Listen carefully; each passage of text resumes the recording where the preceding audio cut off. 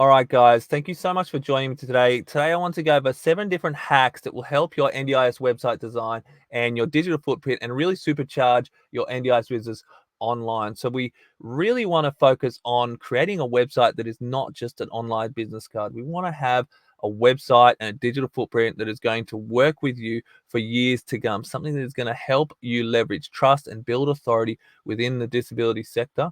We don't want to have a website that is just there to be able to put our name on it, to be able to put our brand on it, to just simply be able to put our phone number and email on it. It's not just an online business card. We need this to become an asset that is going to work with us. Now, who am I? My name's Greg Chadwick. I'm a strategic NDIS website design and marketer. I help NDIS providers to really establish their brand, their business, look at who their ideal participants are, and we try and portray that online, as well as consulting with marketing and that sort of thing. I started off in the disability sector in 2005. I was a manager of one of the pilot programs for the criminal justice program, where we actually integrated people living with a disability who have just been incarcerated back into society. From there, I just continued to work within the disability sector for many, many years. I've worked with thousands of participants, led over 300 disability camps in my time, and I am now the founder of Simply Stronger Supports, a disability organization here on the Gold Coast. So I am trying to help NDIS providers to become established and do similar to what I've been doing, or better. So without further ado, I'd like to help you guys do better. So this is why maybe you guys would want to trust me. I've also been a digital marketer for the last 15 years. So I've had my own digital marketing agency. I've built hundreds and hundreds of websites, and I focus only on helping NDIS providers at the moment. So that's my niche. That's where we live, and that's who I know who my ideal target market is. And we'll talk a little bit about that a little bit later, because that's really important when we're looking at website design and understanding how to market your business. So, as I mentioned before, trust is your business's most important asset. For me, if nobody trusts you, nobody knows you, so why would they want to work with you, especially in the disability sector, where people in this industry, participants, primary carers, support coordinators, all these sort of things. I think as carers, we really have a BS radar, and we can tell if somebody's genuine or not. We can tell if somebody is trying to take advantage. And I think that's really important within this business. If you try to be your not genuine self, and you try to put yourself forward as someone who you're not, that is something that might be sniffed out and really come off a little bit on the nose. So really important to understand trust and authority within this disability sector. And that's what we really want to focus our website design around. And the thing with trust is, within this disability sector, and within any sector, it compounds. If you're familiar with the concept of compounding interest, we really want to make sure we continue to compound our trust over time. So the trust that we have in year one will improve, and it needs to be better. The trust in year two needs to be better than the trust that we had in year one, and year three, year four, year five, as it compounds over and over again, until all of a sudden, at some point in your journey, you've got this business that is running by itself, because people know you, they know your brand, they trust you, they think, okay, my disability organization that I run, we work with autism, young men between the ages of 18 and 35 living with autism and intellectual disability. This is something I really understand how to get people a result from this. I've worked with many clients in this niche. I understand their problems. I understand how to solve those problems, and I really understand that. So that's something that when I talk to people and when I communicate these sorts of things, people can they get a sense of trust, and they understand that I really know where I'm coming from. And that's what we want to look at within our website as well. We want to be able to portray that you really understand this niche. You really understand who you're working with, who your clients are, the framework of the NDIS, and compound that over time. Okay. So it's our asset that's going to work with us. We're going to build trust, and it's going to compound with us over time. Now, generic website design agencies, what they're going to tell you is, they're going to try and sell you. They're biased. They're going to try and sell you on an SEO campaign or a Google Ads campaign. This niche is inherently very different than a lot of other niches because it's built on relationships. It's built on being genuine. It's built on growing relationships over time. And to simply come in and throw ads and Google SEO and all these sorts of things at a website, it's a very long term at participants and that's they're very long term strategies, and they are things that will work for your business once your brand is established. Once you've got that level of trust in the industry, that's something that will become a better return on investment for you as an NDIS provider later on down the track, especially when we're starting out and we know that the NDIS is capped. We can't charge $1,000 per service. We're at $65 an hour. We're at whatever it is, $200 an hour, or whatever it is for $200 a month, or whatever it is for support coordination, and these sorts of numbers. We're capped at these prices. So throwing thousands of dollars into a marketing budget isn't something that's really feasible. And especially SEO, a good SEO expert is going to cost you $1,500 or more a month to be able to do this. And you might not even see any results for like 8, 10, 12 months at a time. So generic website design agencies are really biased, and they're trying to get you on the hook. Us at Chadwick Digital, we really want to focus on building websites that leverage trust, that create nurture sequence, that are high converting, so that when you develop these partnerships, when you are out in the community, establishing relationships with community events, networking events, talking to support coordinators or talking to OTs, or if you're a support coordinator, talking to primary carers and these sorts of things, so that when they land on your business, because they will Google you as soon as you meet them, you hand over your business card, this sort of thing, they will come online and they will Google you, that your business aligns with your values that you communicated in person, that you spoke to them, and that you are continuing to leverage trust within the disability sector. So just be careful when you're out there looking for a website. If somebody tries to tell you, I'm going to rank you #1 in Google and we're going to get you a heap of clients, all that sort of thing, there's more to it is than what it seems, and often Google experts and website design agencies and that sort of thing, they do not understand the inherent framework that comes with this disability sector, and yeah, they're selling you on someone who is a plumber, someone who is a mechanic, someone who is in these mom and pop shops or these physical businesses. Yes, they're able to get these people results. And they're quite easy to market for and this sort of thing. But this industry has a little bit more nuance, and it needs a little bit more of a gentle touch. So the first topic I wanted to talk to you out of the 7 secrets to supercharge your business and your digital footprint and your web design is our language and our framework within the NDIS. To have someone come on and write the content for your website that has had no experience in the disability sector is actually going to really work against you.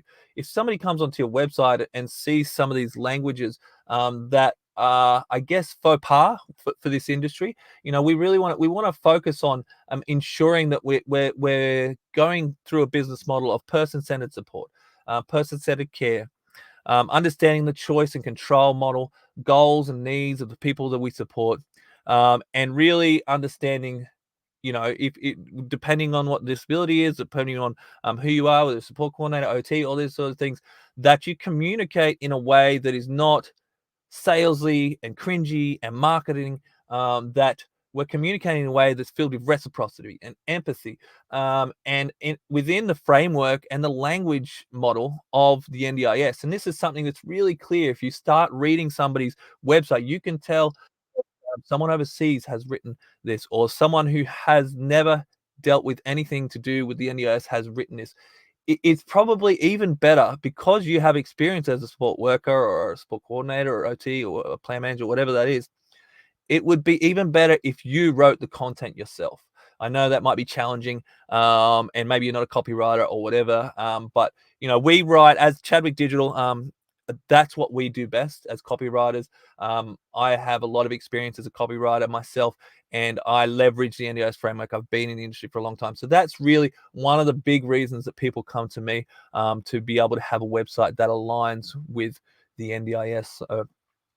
moving on to our next point. So who do you support? Understanding who your ideal participant is, and what the character traits are that they look like. So like I mentioned before, my organization works with young men between the ages of 18 and 35 living with autism and intellectual disabilities. So I really understand who these people are. I understand the problems that they face on a daily basis. And I understand how to create some solutions and some creative problem solving, to be able to do this. And to put this into our website, there's many ways we can do this. So one of the ways is ensuring that your images on your website are on point. So be able to, if you're an organization that isn't working with someone with wheelchairs, you don't go putting someone with a wheelchair in there. If you're an organization that has nurses that maybe are not wearing scrubs, you don't go put someone who's a nurse in scrubs on your website. Or maybe your ideal participant is children, and you're working with 6 to 18-year-olds. So focusing on having websites with elder gentlemen, elder women, in their 20s or 40s and 60s, whatever that is, on your website, it doesn't align with your ideal participant, and it really will turn people off, and it will make people, even from a subconscious level, think, am I in the right spot? Do these guys kind of know what we're doing? So all these sorts of things are elements of trust that really compound. They come together to create a holistic ecosystem within our website. So which takes me to our next point, and it does correlate a little bit. So optimizing your above the fold section. So what's an above the fold section? An above the fold section is where if you land on your website, that first section that you see on a PC, where you land on your website, that's the most important part of a website. This is where we need to capture our clients' attention. And 55% of people will leave your business, will leave your website within the first 15 sections if you don't optimize this correctly. So having your proposition of value correct. So understanding in your proposition of value, when you're writing that in your title, does it say NDIS anywhere? I've had so many businesses that I've built websites for that literally I can't, it doesn't say the word NDIS until like 3/4 of the way down the page. This is really crucial because people need to know where they are, and the keywords within this industry, the search, they're all search terms, and everybody's really going to go through and probably look at the top 1, 2, 3, 4, 5 NDIS websites in the search engines. And if you're not on point, if you're not kind of in line with who your ideal participant is and who they want to work with, then there's a very high possibility that they're going to leave your website. So we want to make sure that above the fold section is on the point. So on point as far as also making sure we've got call to action. So a call to action to continue to read more, or a call to action to take action and leave a message, or a phone number there that they can call. So whatever that action is that you want them to take next, making sure that that's in the right spot, and also making sure, like I said before, our imagery is correct. So understanding, maybe we don't have pictures of our staff force. I know you might have a great image of your staff force and that sort of thing, but we want a participant to be able to look at this website, or a primary care to look at this website and be able to put themselves in the shoes of somebody. So one of the best images that I love to use the most, and I know not everybody has it, so if you can get a stock image, if you don't have the images, just try and get as close as you can with a professional paid stock image. But one of the images I love the most is just simply a selfie of you and a participant having a great time out in the community, or whatever it is. Maybe you're at a coffee shop, maybe you're rock climbing, maybe you're at the beach, or whatever that is, so that the participant can put themselves in their shoes. They can see a super happy, smiling support worker and say, I have this sense of trust for that person. I can see they're real people. These are not just a huge, life without barriers, or huge lifestyle solutions that are just treating someone like another number.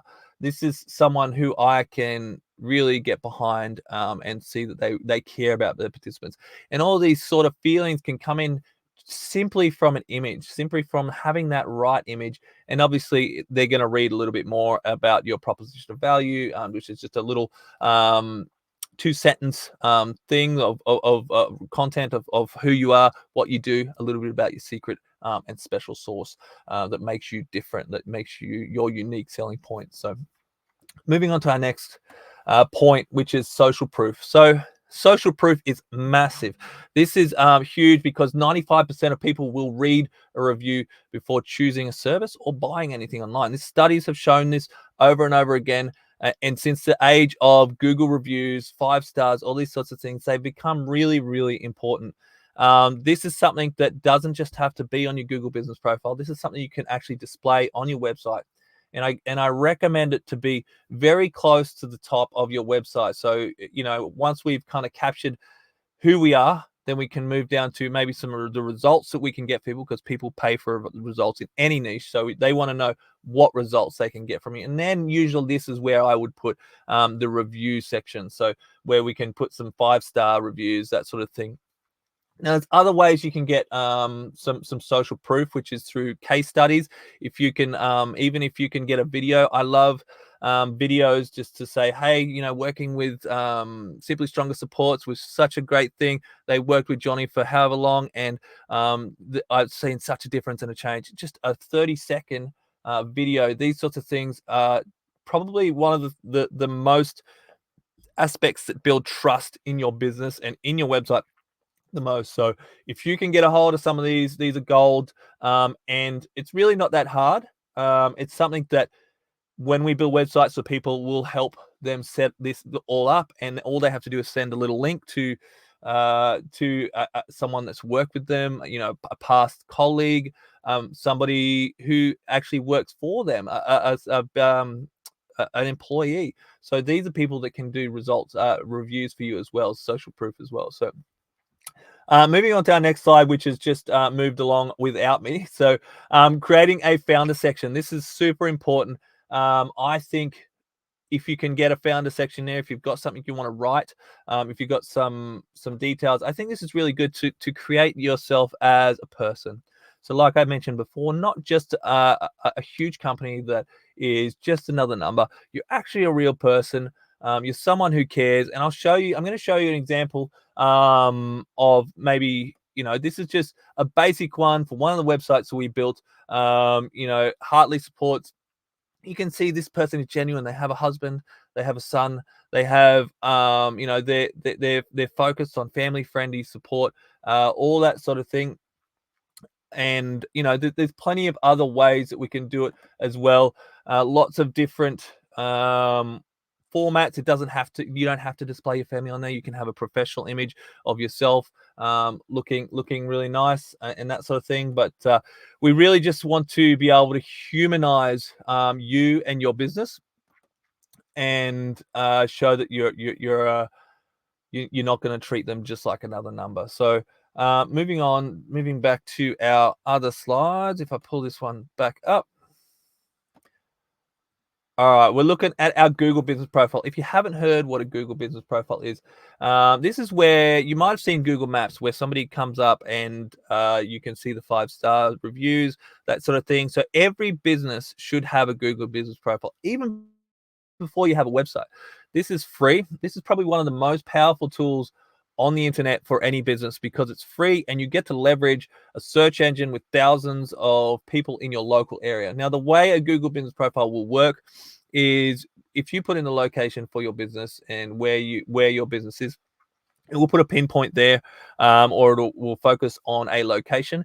And within a 5-mile radius of that, if somebody searches disability service provider near me, or disability service provider Melbourne, if you're in Melbourne, or disability service provider Central Coast or Gold Coast or Logan, or whatever your location is, then if you're within 5 miles of that radius, there's a very good chance that you're going to pop up in the search engines as one of the first links there. Now, what you really do need to do is optimize that Google Business Profile. When we build websites for people, during our 1-hour discovery call at the beginning, we will actually help people set up their Google Business Profile. Now, I would like to also mention that if you don't have a Google Business Profile, leave me a link below anywhere in the comments, or reach out to me. Just find Chadwick Digital, send me a message, and leave me a comment down below if you're on YouTube or podcasts or wherever you are.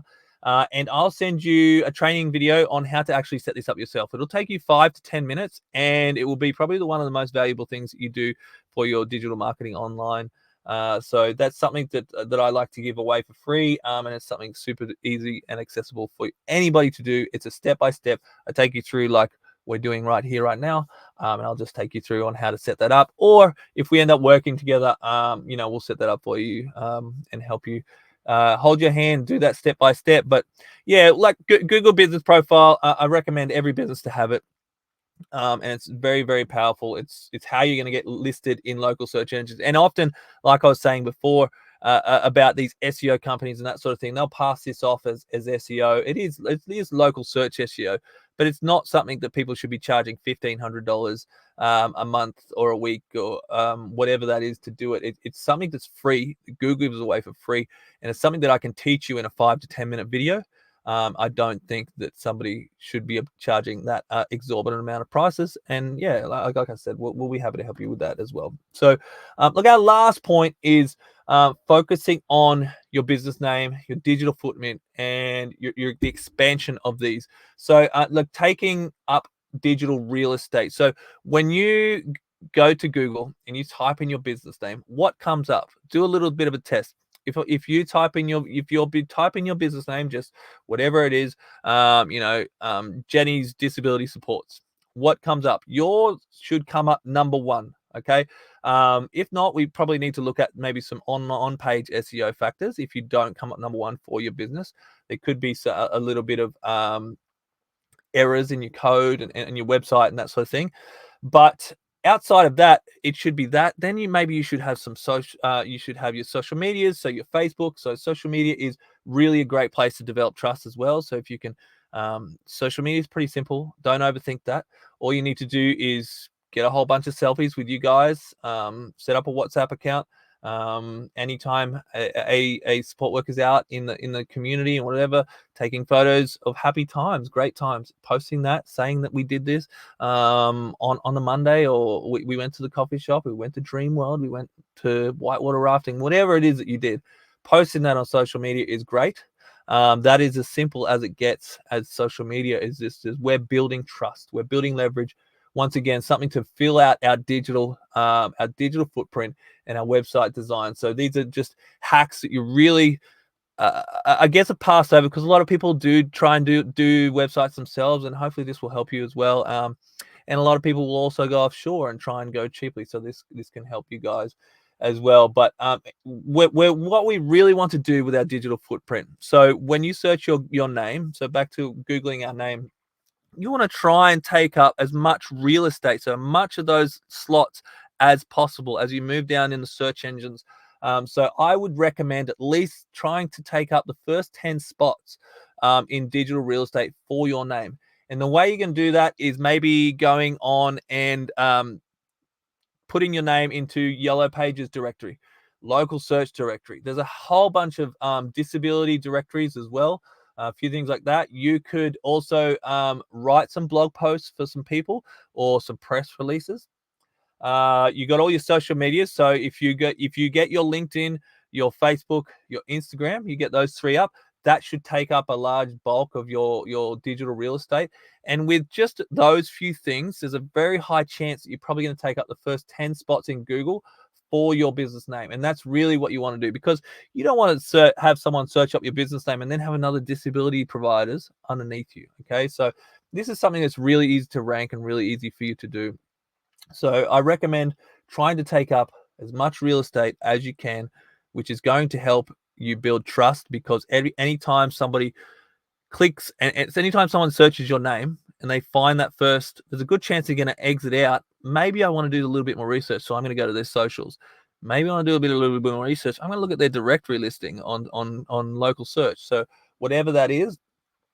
So I hope this has provided some value to you. I love doing these videos. I let it all go for free, and then hopefully you guys can implement as well. If you want to work with me, or you want to see more of Chadwick Digital or myself, Greg Chadwick, you can look for the Provider Podcast on anywhere you get your podcasts. You can also work with me during some group coaching. I actually have a group coaching program now, if that's something you're interested in, to help you understand how to get clients, how to start your business. very valuable, and really affordable. You won't understand how affordable it is. So just reach out to me if you want to get involved in that as well. One-on-one NDIS mentorship programs I only take on 5 clients every 6 months. So if that's something that you want to do, we work with 6 months programs to help people build that out. So that's kind of an exclusive thing. If you're interested in that, reach out to me as well. So the free Provider Accelerator Masterclass, I did mention at the beginning, which I usually do.